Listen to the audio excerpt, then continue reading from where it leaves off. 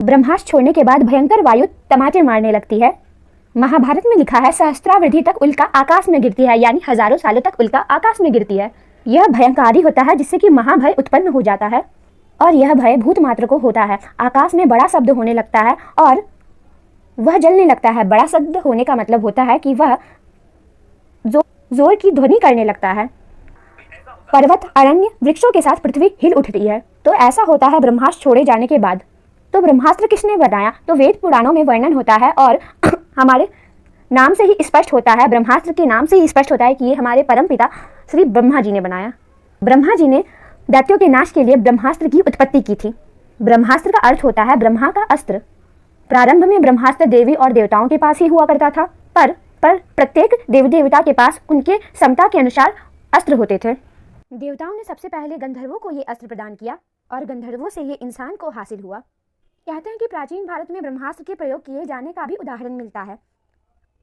जैसे रामायण में जब लक्ष्मण जी ने ब्रह्मास्त्र का प्रयोग मेघनाद के खिलाफ करना चाहा, तब राम जी ने यह करके उन्हें रोक दिया कि ब्रह्मास्त्र का प्रयोग करना अभी उचित नहीं है, उससे पूरी लंका नगरी बर्बाद हो सकती है। तो उसके ठीक विपरीत कहीं यह भी बताया जाता है कि राम रावण युद्ध में ब्रह्मास्त्र का प्रयोग हुआ। महाभारत के युद्ध में अश्वत्थामा ने ब्रह्मास्त्र का उपयोग किया था। रामायण और महाभारत काल में यह अस्त्र गिने चिरे लोगों के पास ही थे।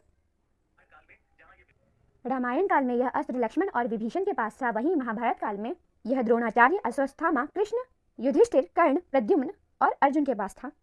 अर्जुन ने ब्रह्मास्त्र को द्रोणाचार्य से पाया था।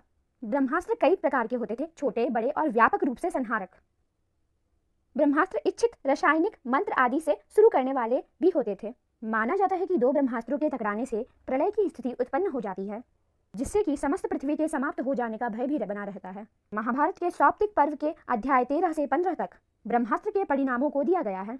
ब्रह्मास्त्र की काट की बात की जाए तो कहा जाता है कि इस अस्त्र का काट किसी के पास नहीं है।